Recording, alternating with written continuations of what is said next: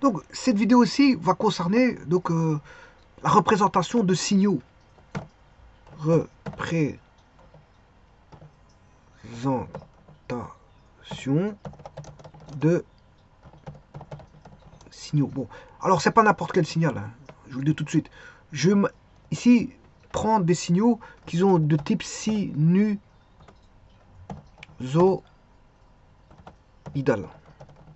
Voilà, ce sont des signaux de type sinusoïdal.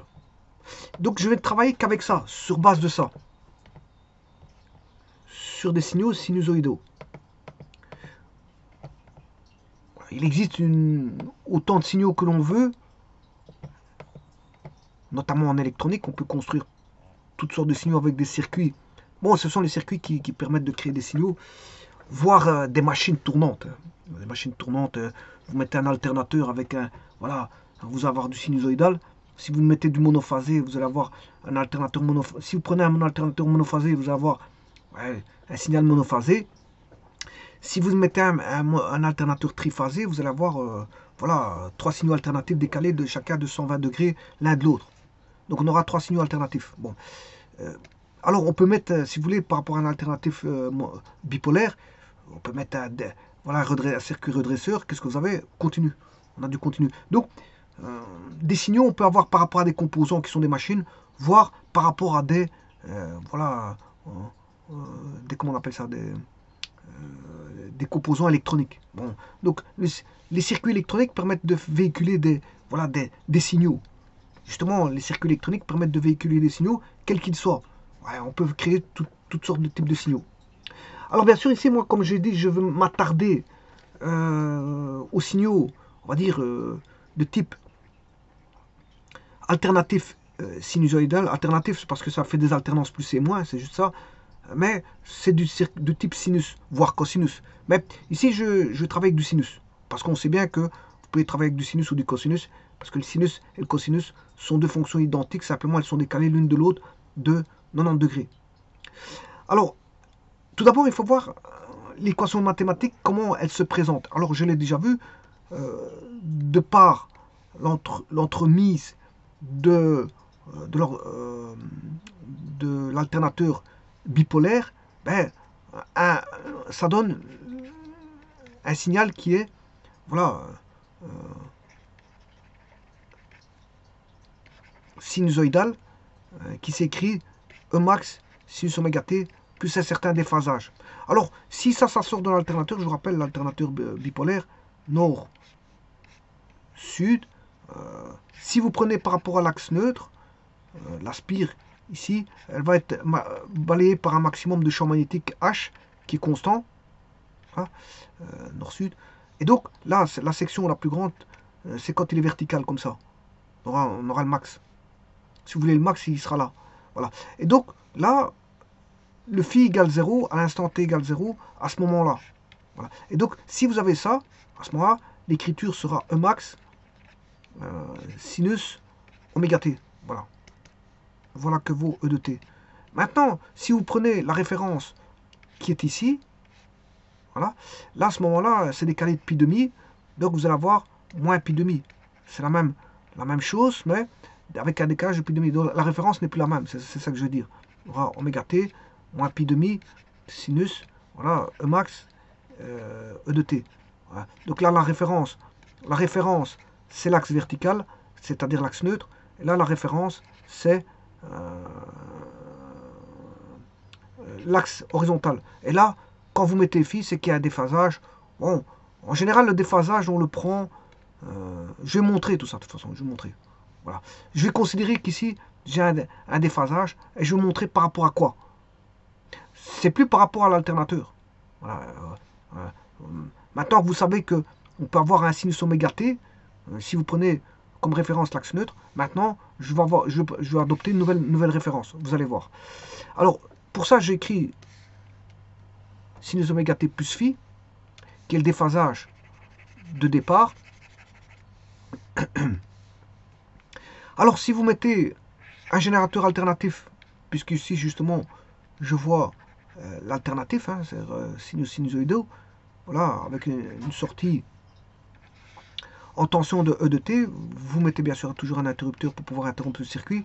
Si vous mettez une résistance pure, ben vous allez voir, et que vous fermez le circuit, enfin l'interrupteur, fermez l'interrupteur, donc il y a un courant de passage qui va circuler. Ce courant, c'est I de T. Et ce I de T, il sera aussi sinusoïdal, puisque c'est, on va dire, E de T,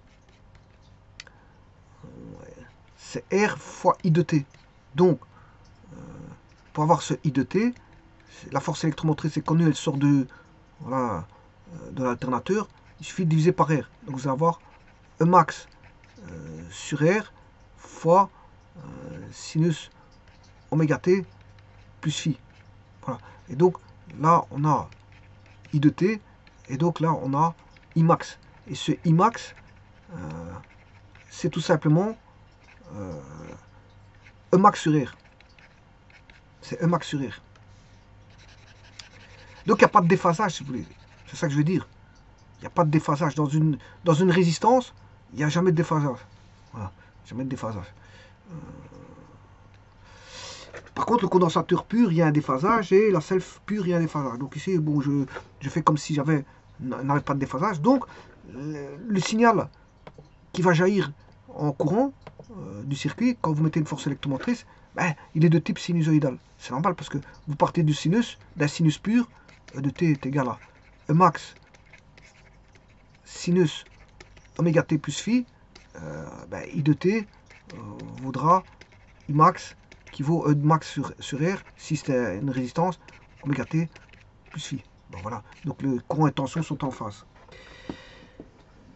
Alors, ça c'est la représentation mathématique. Vous aurez compris que c'est la fonction mathématique qui est temporelle, instantanée. À n'importe quel instant, on peut trouver où se trouve le signal.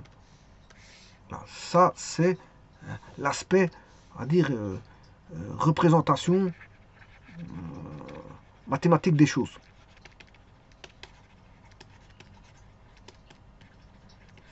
Alors, bien sûr, maintenant, je vais faire la représentation graphique, qu'il soit en force électromotrice ou en courant, peu importe. Je vais faire la représentation graphique. Bon, alors pour la représentation graphique, ça nécessite un quadrillage. Ça nécessite un quadrillage.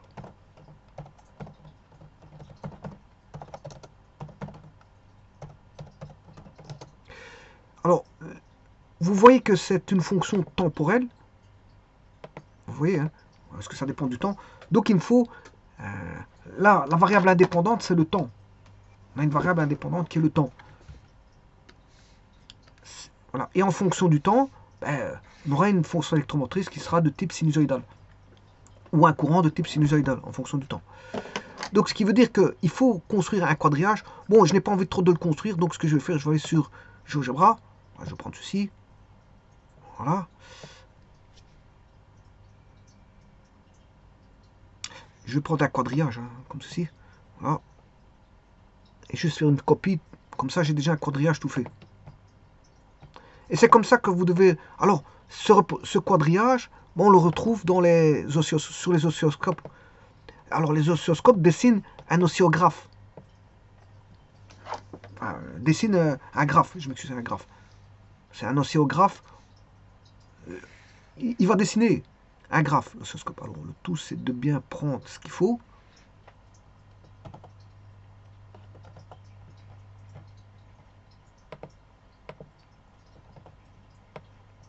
Voilà, j'ai du quadrillage, j'ai du consistant. Alors, le tout, c'est de mettre mon repère. Alors, je vais regarder combien j'en ai pris. 1, 2, 3, 4, 5, 6, 7, 8, 9. Je dirais même 10. Par contre, l'autre n'est pas complet. Le dernier n'est pas complet, donc je vais déjà couper celui-ci. Donc, j'en ai 1, 2, 3, 4, 5, 6, 7, 8, 9. Alors, 1, 2, 3, 4. 1, 2, 3, 4. Donc, je vais encore en retirer un pour avoir un nombre pair comme ceci. Voilà. Alors, je vais mettre mon échelle, je vais dessiner une force électromotrice. Donc je vais mettre mon échelle ici, E de T. Un petit instant parce que j'ai complètement raté.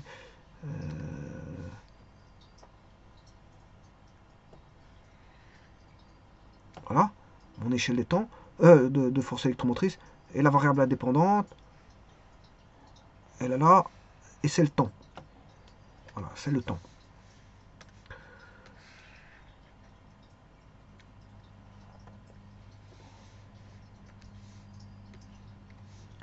Donc là, on a la E de T, le signal E de T.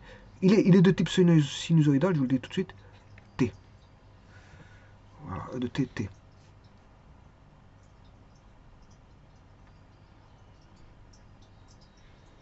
Alors ceci, je vais le garder parce que je vais l'enregistrer par après. Parce que ça m'intéresse pour les autres exercices. Enfin, pour les autres graphes. Je vais le remettre ailleurs. Comme ça, je pourrai aller le chercher.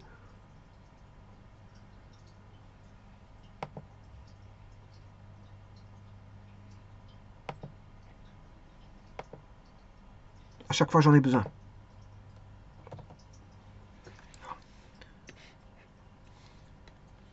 Alors, donc on porte en abscisse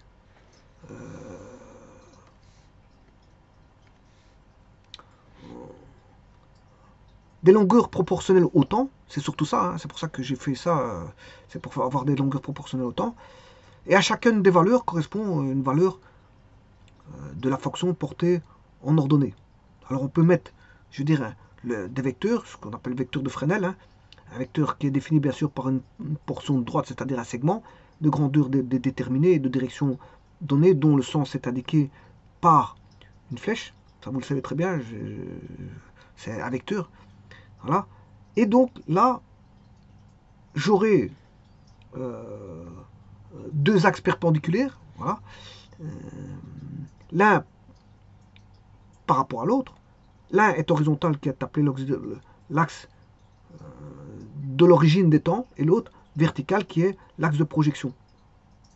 C'est l'axe de projection. Voilà. Alors donc, ce qui veut dire qu'on a un repère orthonormé. Pour dessiner, on va dessiner sur un repère orthonormé d'office et on va se proposer de dessiner, de représenter vectoriellement la tension alternative de qui est E de T, qui est E max. Alors je ne vais même pas mettre de déphasage ici, qui est sinus oméga t, donc phi égale 0. Alors phi égale 0, justement,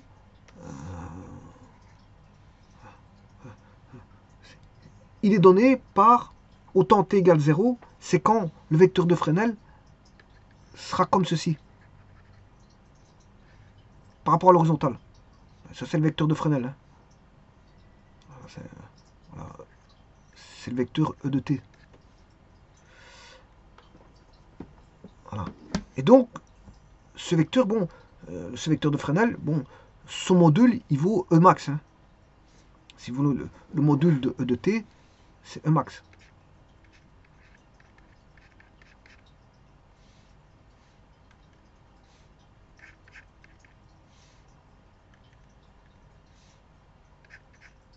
Donc ça veut dire il va parcourir un rayon. C'est-à-dire il va parcourir un cercle. Enfin, c'est un rayon. E max c'est un rayon. E max c'est un rayon.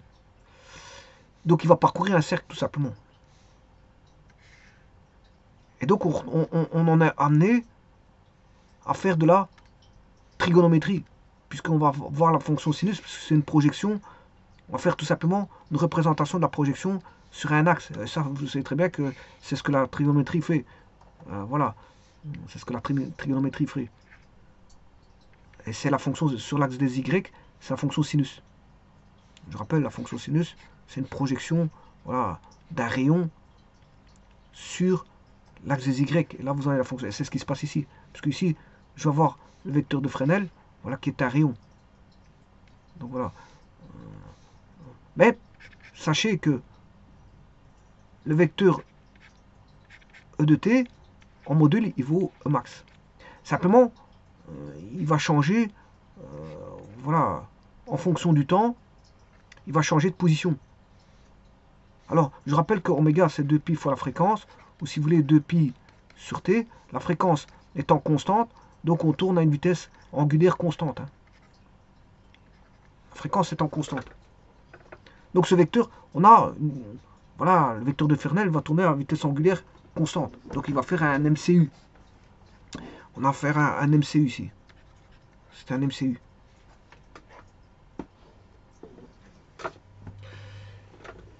Et donc le tout, pour la représentation graphique, c'est de savoir dessiner, voilà, décomposer le temps. Voilà, décomposer le temps. Et donc, ici, on a aussi oméga t égale alpha. C'est la position. Voilà, on a la position angulaire, qui est, comment est-ce qu'on appelle ça, voilà, le point où se trouve, c'est l'extrémité du vecteur de Fresnel où il se trouve sur le cercle. C'est la position angulaire, alpha. Donc on aura alpha 1, ici alpha 0, alpha 1, alpha 2, alpha 3, etc.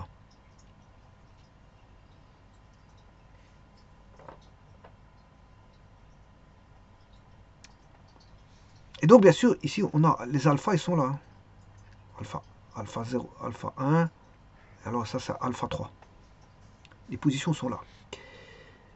Donc il faut tracer la direction. Je rappelle qu'un vecteur donne une direction, là au travers de la position alpha. Hein, alpha va donner la direction du vecteur de Fresnel. Voilà, c'est alpha qui donne la direction du vecteur de Fresnel. Son origine, il est toujours coincé ici. À l'origine, voilà, que vous avez situé une origine bien définie. Le vecteur reste toujours en origine, sur cette origine O. L'origine du vecteur est l'origine, voilà, O. Il reste toujours là. Mais l'extrémité, comme il fait un mouvement circulaire, bah, il va varier de position. Et son module est toujours le même parce que c'est un rayon. Il va décrire un cercle, voilà, une trajectoire circulaire.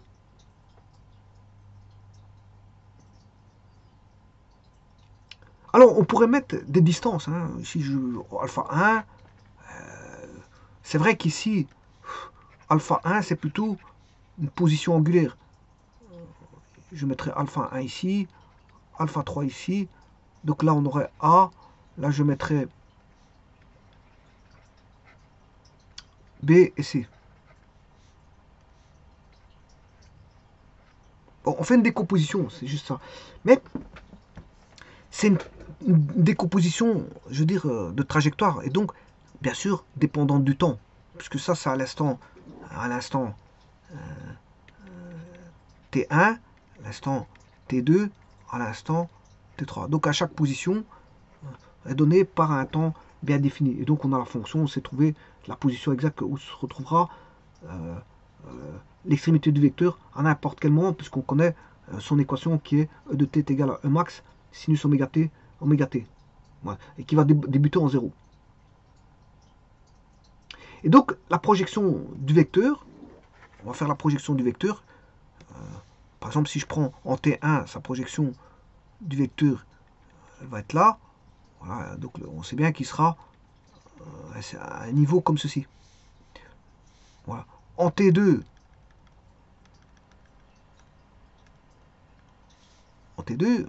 T1, s'il est là, T1 s'il était là, ça veut dire que il sera là. Si en T2 c'est ici. Donc vous voyez que c'est une projection, hein. On fait juste une projection sur un axe Y. Ce qui revient à refaire un sinus. Simplement le temps, il faut étaler sur l'axe des temps le temps. Il faut étaler le temps sur l'axe des temps. Et puis, le restant, c'est une question de projection du vecteur sur l'axe, on va dire, vertical. Alors, l'axe vertical, on pourrait avoir un axe vertical ici aussi. Hein. C'est ce qu'on fait dans trigonométrie. En trigonométrie, on projette tout sur un axe passant par l'origine.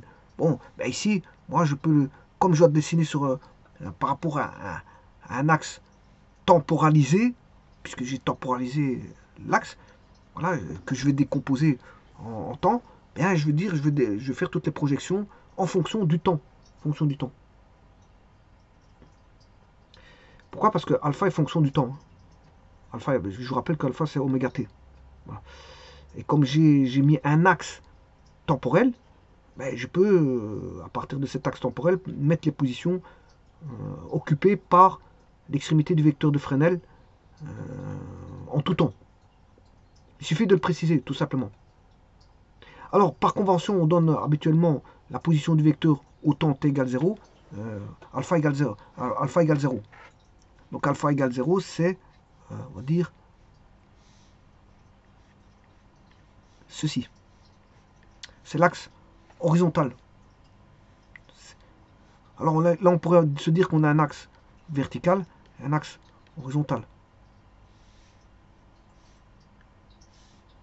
L'axe horizontal, ben, c'est alpha égale 0.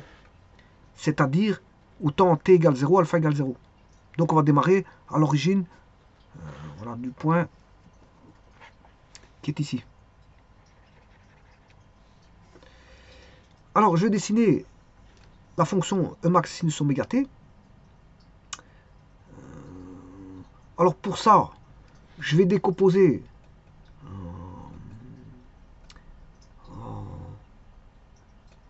en une période.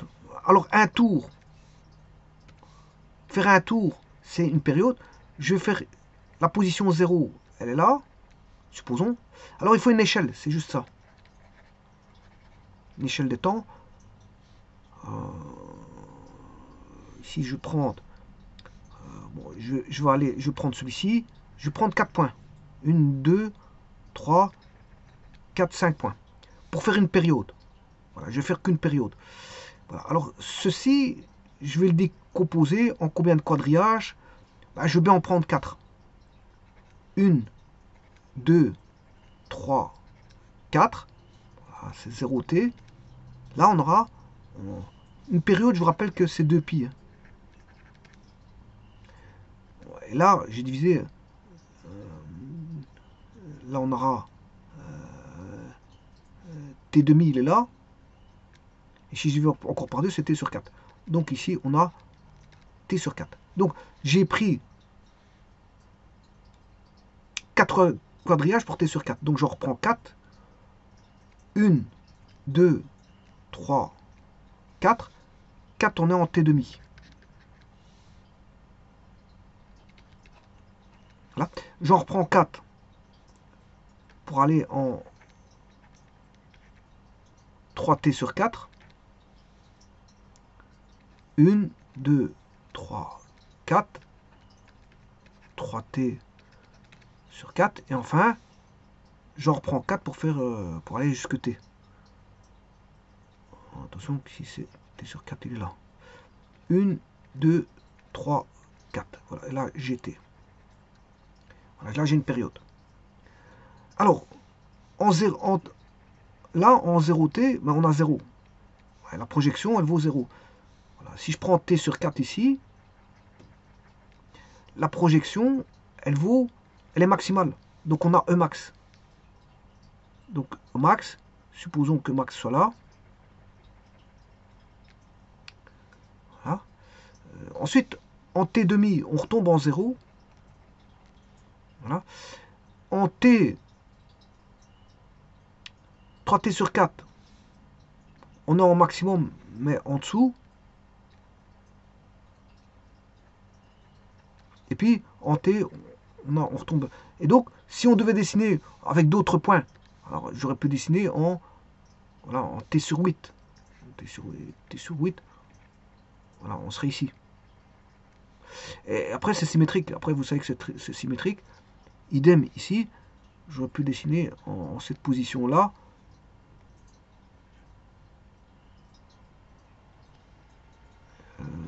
Qui serait ici. Non, pas là, je suis un peu trop haut.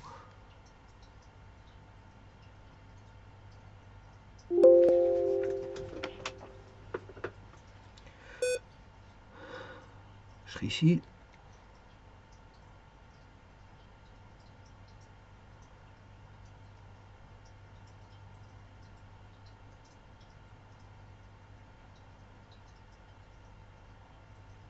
et là. Et donc là maintenant je peux tracer la sinusoïde. On l'a un petit peu, je veux dire, un peu étalé. Alors ici, il faut essayer d'avoir une tangente horizontale. Essayer d'avoir une belle tangente horizontale.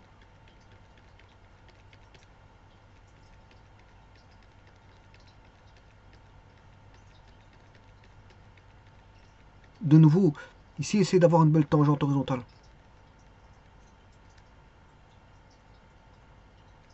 Ici, à ce niveau-ci.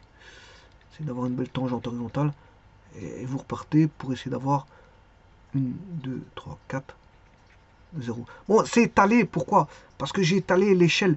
L'échelle, c'est t égale 1, 2, 3, 4, 5, 6, 7, 8, 9, 10, 11, 12, 13, 14, 15, 16 quadrillages.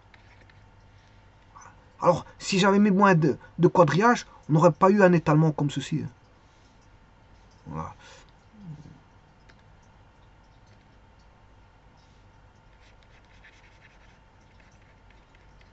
C'est un petit peu étalé.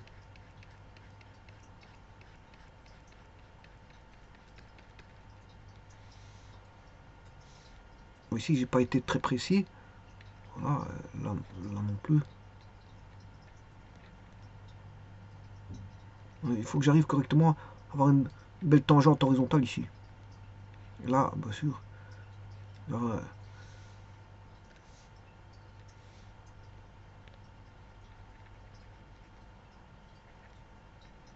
Et ça, c'est une période. Pour aller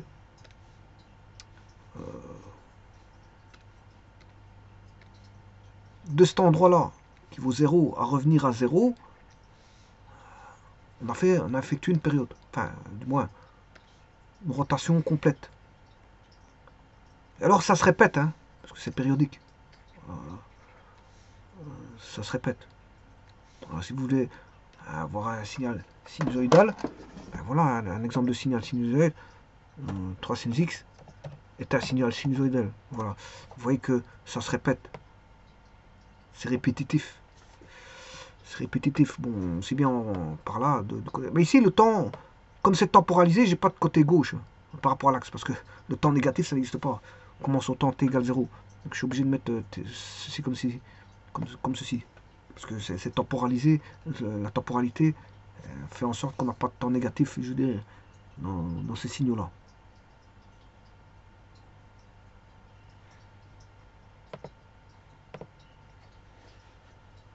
Donc, vous voyez que là, qu'est-ce qu'on a? Ben, on a une période. Une période.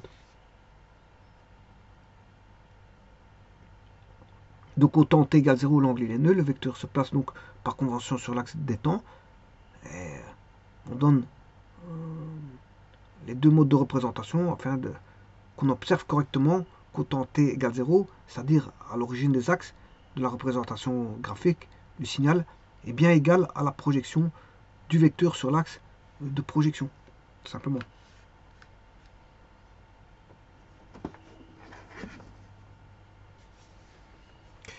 Et voilà, et donc c'est comme ça. Donc qu'est-ce qu'il faut pour pouvoir dessiner, voilà, une allure d'un signal de type sinusoïdal, courant, tension, peu importe, autre, ça peut être une onde mécanique, hein, parce que les ondes mécaniques fonctionnent comme ça aussi. La représentation, c'est sur base d'un vecteur de Fresnel. Quelle que soit l'onde que vous allez avoir, le vecteur de Fresnel vous aide beaucoup pour tracer, je veux dire. Alors, bien sûr, comme c'est temporalisé, il faut toujours étaler. Bon, si vous étalez trop, le signal va être étalé fortement. Si vous, voilà, on pourrait ramener. Faut voir les échelles. Hein. Voilà, j'aurais pu tracer autrement. Mais en tout cas, c'est visible. On comprend. Je veux dire. Alors, pourquoi fait-on ça? C'est pour voir quand on a deux signaux, les déphasages par exemple. On les trace pour voir les déphasages entre deux signaux. Ou alors mesurer, par exemple, si vous faites ça, vous faites une mesure à l'oscilloscope. Vous avez une espèce de cadran comme ça et vous allez mesurer quelle est la tension maximale. Alors, la tension maximale, elle se mesure facilement. Hein.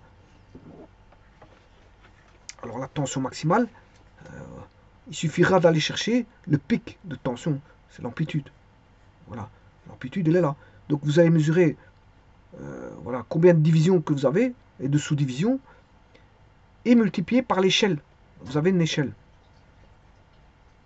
qui vous donne autant de volts par division. Et donc, connaissant, si vous avez 2,2 divisions, ça veut dire 2 divisions entières complètes, une, 2, et voilà, et 2 sous-divisions. Il faut voir en combien c'est divisé les sous-divisions. Voilà, il faudrait faire un calcul, il faut faire un calcul d'échelle, parce qu'il faut voir sur l'oscilloscope combien de sous-divisions vous avez dans une division. Et donc, regardez par rapport à l'échelle du calibre qui a été pris sur l'oscilloscope, qui vous indique combien de volts par division. Parce qu'on peut changer ça. Hein. Si vous changez l'échelle, ben, la sinusoïde va changer. C'est normal. Vous allez faire un zoom, vous allez faire un zoom avant ou un zoom arrière, en fonction du calibre que vous avez utilisé, parce que vous changez l'échelle. Donc, c'est-à-dire qu'ici, vous allez soit agrandir vers le haut le signal ou réduire le signal vers le haut, mais toujours avec une échelle donnée. Donc si vous faites le calcul, vous avez toujours la même tension. Hein. Ouais, c'est pas parce que vous avez agrandi, fait un zoom, que la tension a changé. Et si vous avez réduit, c'est pas parce que vous voyez le signal plus grand ou plus petit que le signal a changé. Ça n'a rien à voir. C'est un calcul d'échelle. Il faut toujours calculer les échelles au travers du nombre de divisions que vous calibrez l'oscilloscope. Donc tout est une question d'échelle dans l'oscilloscope. Vous avez voilà, un graphe qui vous est donné au travers d'un petit écran, qui vous est donné par un écran, je veux dire quadrillé, qui vous permet de voir, de faire... Bien sûr, il faut d'abord, avant de mesurer quoi que ce soit, il faut présenter le signal. Hein, parce que si vous avez un petit signal qu'on voit rien, ça veut dire que vous n'êtes pas bon en fréquence, que la fréquence est trop grande ou voire trop petite. Ça dépend. Si vous voyez rien, c'est qu'il faut calibrer le signal correctement. C'est à vous à manipuler, pour ne pas dire chipoter, parce qu'on ne chipote pas sur un oscilloscope. On manipule un oscilloscope, c'est-à-dire on sait ce qu'on fait. À l'oscilloscope, on sait ce qu'on fait. Voilà. Si vous voulez faire un zoom, si le signal vous ne le voyez pas, vous voulez faire un zoom, vous voulez voir agrandir, il faut faire un zoom. Voilà. Et à ce moment-là, il faut faire un calcul pour trouver la valeur de la tension exacte. Hein. Et plus vous voyez grand ce signal, il faut le zoomer au maximum. Il ne faut pas qu'il ressorte du cadre voilà, de l'écran. Il faut bien le zoomer correctement. Il ne doit pas sortir du cadre. Alors, donc bien faire varier l'amplitude et la fréquence. Une fois que vous avez bien fait varier tout ça, vous voyez bien le signal correctement, vous pouvez prendre des mesures du signal. Alors c'est maintenant, vous avez plusieurs signaux, il faut connecter, je veux dire, les composants pour aller rechercher le signal, parce qu'il faut aller chercher le signal via sur des composants. Hein. Il faut aller chercher le câble et le mettre sur les composants et mesurer voilà, le signal. Alors vous pouvez mettre deux signaux, vous pouvez mettre en dual, voilà, simple ou dual, les voir un par un ou les voir tous les deux, etc. Bon, ça c'est ce que offre l'oscilloscope. Voilà, il offre beaucoup voilà, de possibilités et permet de voir, on peut faire des calculs de déphasage en mettant les deux signaux l'un à côté de l'autre et de les voir, voilà, de calculer leur déphasage.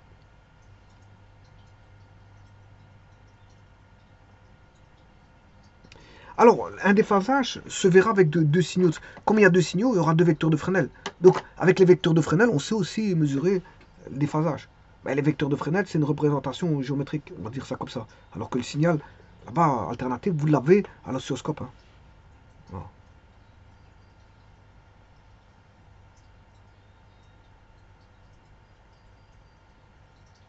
Je vous remercie.